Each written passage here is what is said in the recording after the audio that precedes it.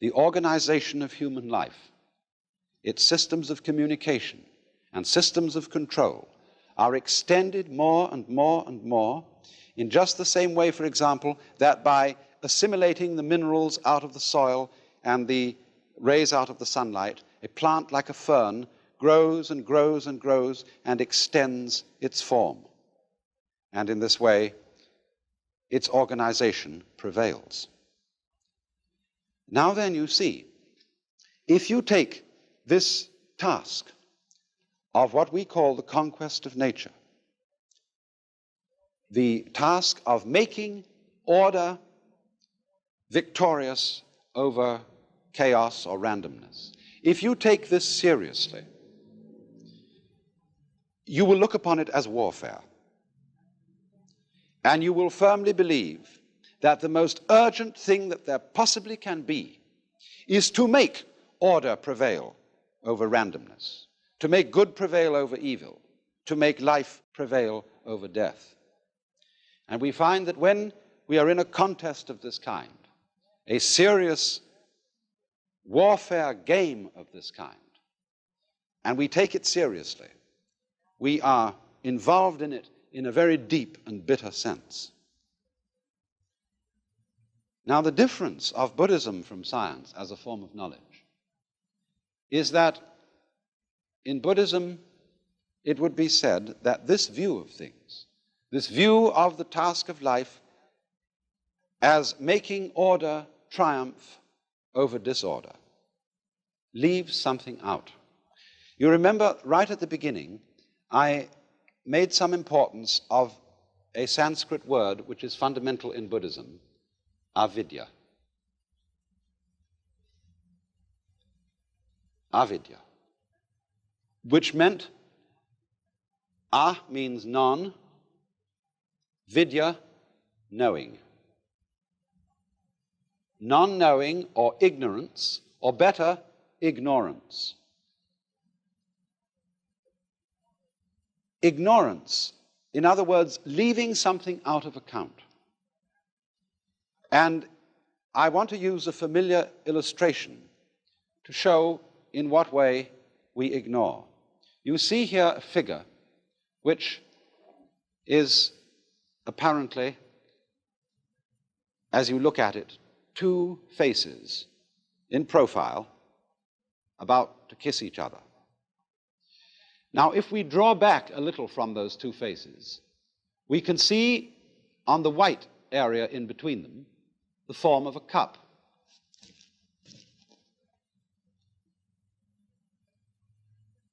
But the interesting thing about this is that as you look at it, you will either be able to see the form of the cup or the form of the two faces in profile, as it were, about to kiss each other.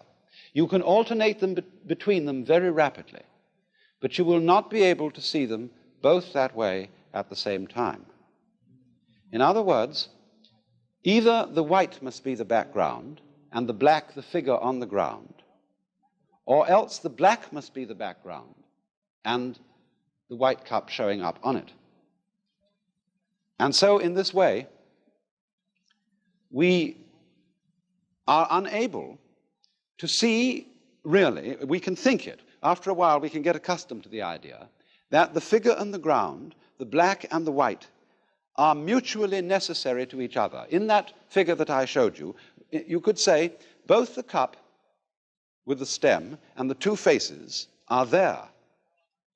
But our ideas about them, our concepts, are mutually exclusive, and we cannot see them both at the same time.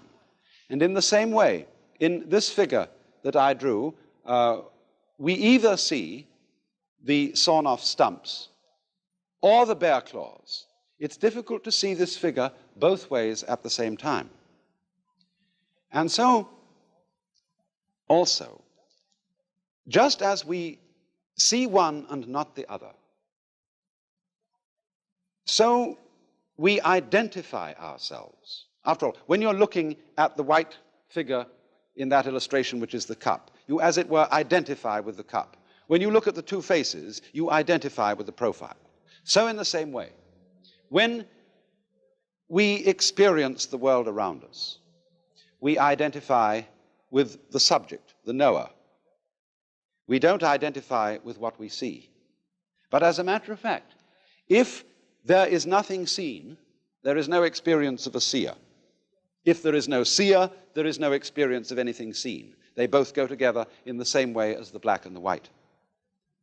And this idea that the yes and the no, the black and the white, the inside of a class, say we draw a square as representing fundamentally the idea of class. I can't have a square which doesn't have both inside and outside. They go together. And in Buddhism, this going together is called shunya. Although this is often translated void, it means that the inside of the square cannot exist, is void without the outside, the subject without the object, the black without the white. And this, of course, is represented in this fundamental Chinese figure of the yang, or the positive principle, and the yin, or the negative principle, like two fishes, constantly circulating, going round and round and round and round in the alternations of life. Now, the question is, are these two fishes involved in a fight? Is the white one eating up the black one, and the black one trying to eat up the white one? If that is the situation, then, of course, life is fundamentally nothing but a grim contest. If this one up here is the good fellow, and this one is the bad fellow, if this is order and this is chaos, then a fight goes on between them. And that's largely the way in which our technology has interpreted man's situation as against nature. This is man, the white, the good fellow. This is nature, the dark, the bad fellow. And the white one has got to eat him up. But what happens if the white fish succeeds in eating up the dark fish? The white fish disappears as well as the dark one, because the white one is only there in relation to the dark.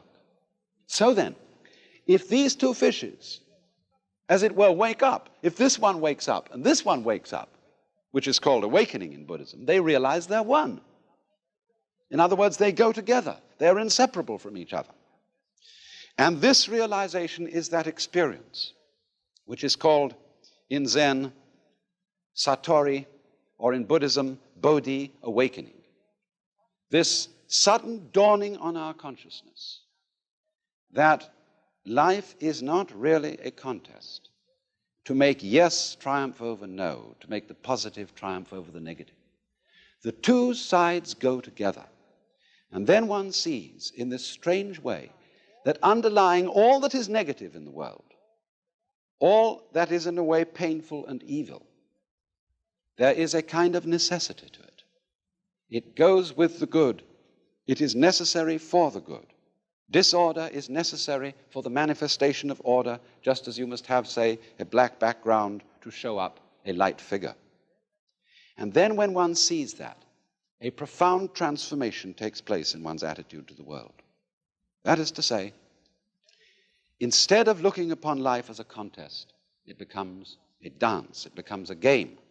One doesn't withdraw from it, one doesn't stop living, but one goes into the game so that these revolving fishes are no longer trying to eat each other, but they're just going around dancing, having the biggest fun in the world. So then, must we have fixed in our minds the idea that all the forms and patterns of nature are simply methods of attack or defense, that they're devices for camouflage, that they're simply lures for sexual attraction or other utilitarian purposes? Or can we see in them a dance, a joyous cosmology?